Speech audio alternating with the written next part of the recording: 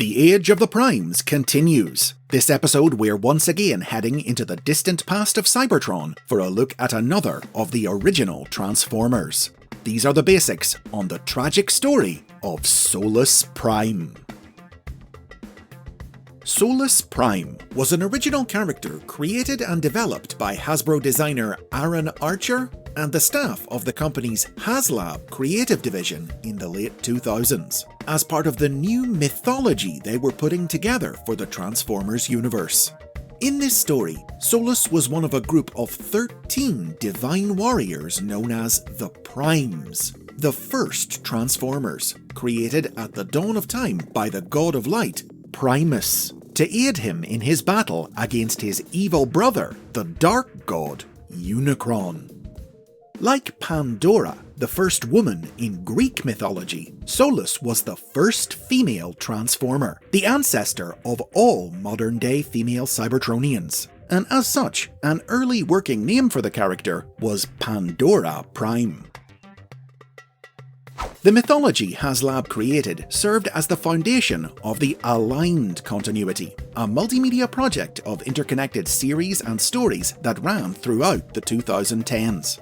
Solus herself first appeared in a flashback in the 2011 Transformers Prime episode, One Shall Rise Part 1.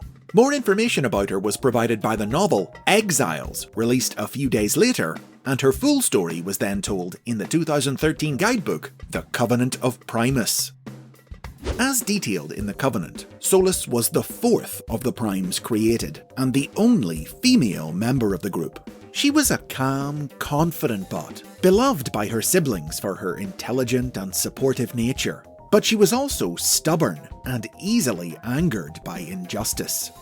Solus was the Cybertronian answer to the Greek god Hephaestus. She was the blacksmith of the Primes, an artisan and craftswoman beyond compare, designing weapons and tools with a holographic lathe she projected from her body, and crafting them with her mystically powered forging hammer, known in legend as the Forge of Solus Prime.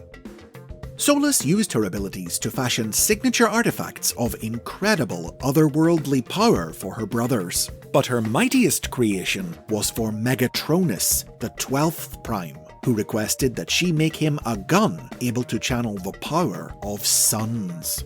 Solus was initially reluctant, fearing that a weapon so powerful could only corrupt its wielder, but trusting in Megatronus, she ultimately agreed and built for him the Requiem Blaster. With the power of the blaster on their side, the Primes were able to defeat Unicron, and in the peace that followed, Solus and Megatronus fell in love. In time, however, the lovers fell prey to the schemes of their wicked brother, Liege Maximo, who sought to turn the Primes against one another for his own evil ends. Planting seeds of distrust, Maximo manipulated Solus and Megatronus into an argument, during which Solus demanded Megatronus return the Requiem Blaster to her, since with Unicron defeated, there was no longer a need for it. Enraged by this implied lack of trust, Megatronus refused, and the argument escalated into a physical fight, until, in the heat of the moment, unthinking, Megatronus fired the blaster, killing Solus with the very weapon she had created. Inexplicably, Solus's spilled blood reacted with the surface of Cybertron, and her body melted into the planet, carving a huge pit all the way to its core. Solus's death shattered the Primes' brotherhood, and they fell to violent, destructive infighting. Those who survived, shamed by their actions, decided that their time as stewards of Cybertron was over, and chose to open the way for a new race of beings to take their place. Combining their talents, powers, and artifacts, they turned the pit left by Solus's passing into the Well of All Sparks, a font of life through which Primus gave birth to the Transformer race. Every Cybertronian that emerged from the well was patterned after one or more of the Primes. Those born of Solus's pattern became the female Transformers of today. Check out the basics on female Transformers if you want a more detailed look at the workings of Cybertronian gender. Though she was no more, Solus's influence was still felt in other stories. Exiles saw the Autobots and Decepticons hunting on alien worlds for lost weapons Solus had created, while Transformers Prime showed what became of her forge, hidden away by her brother Prime, Alpha Trion, who eventually sent it to Earth to aid the Autobots battling there. After the last vestiges of its power of creation were used up, the forge was wielded by Autobot Ultra Magnus as a conventional warhammer, and several toys of the character included the relic as an accessory. Following its introduction by the aligned continuity, the story of the Primes has become a cornerstone of Transformers lore, reflected in virtually every series produced since, which have each reinterpreted the legend of Solus and her brothers in their own unique way. For instance, in the version of the story seen in 2018's Power of the Primes cartoon, Solus's death was caused when the Requiem blaster accidentally went off when she and Megatronus were wrestling over it. Racked with guilt over the death of his love, Megatronus began an insane plan to resurrect Solus, combining the powers of the artifacts of the Primes to restore her to life by draining the sparks of the entire Cybertronian race. But Solus didn't want to live at the expense of others, and when an allied team of Autobots and Decepticons foiled Megatronus' plan, Solus's spirit dragged Megatronus into the afterlife with her. The Power of the Primes toy line, meanwhile, told a different story to the cartoon, presenting a world in which the sparks of the Primes were reborn in tiny robots known as Prime Masters. These robots could grant the powers of the Primes to other Transformers, a gimmick represented by the figures transforming into Spark mode and plugging into the larger toys in the line.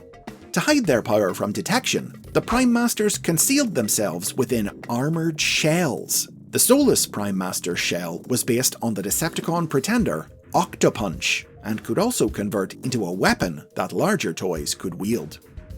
Additionally, a silver and blue recolor of the Prime Master without the shell was available later in the year, packaged with the Autobot monster bot, Repugnus. Comic books from IDW Publishing offered a notably different take on the story, in which Solus and the Primes weren't actually the first Transformers, but rather tribal leaders on prehistoric Cybertron, whose great deeds inspired legends about them. Here, Liege Maximo manipulated Megatronus into fighting Prima, leader of the Primes, rather than Solus, and Solus died when she rushed in to help Prima, and Megatronus impaled her on Prima's sword, the Star Saber. IDW stories depicted Solus as being especially venerated by the people of the Cybertronian colony on the planet Caminus, who built a religion around her. The most recent tellings of the Prime's story have moved even further away from the tragic Greek myth of the aligned continuity, and dropped the whole idea of Solus dying at Megatronus' hands. For example, in the new continuity introduced when IDW rebooted their comics in 2019, Solus was one of the last Primes known to be active on Cybertron, and legend claimed it was she who was responsible for creating the first of the Transformer race using her own forge.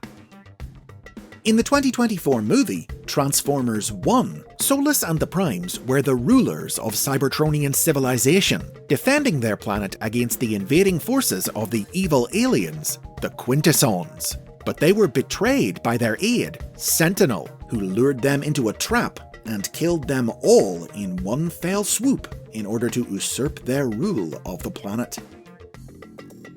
Also in 2024, the Transformers Legacy toy line made a quirky contribution to Solus's history when it introduced Malleus Minotaurus, a tiny robot who converted into a blacksmith's hammer, who had served as Solus's personal assistant. Then, in 2025, the first true toy of Solus Prime herself was finally released, as part of the Prime-centric toy line, Age of the Primes. Based closely on her appearance in the Power of the Primes cartoon, the figure included her famous forge hammer and transformed into a Cybertronian off-road car, marking the first time Solus has actually been depicted with an alternate mode. The story of this series once again implies a version of the legend in which Solus didn't die, but lived to bring the Well of All Sparks online with her brothers.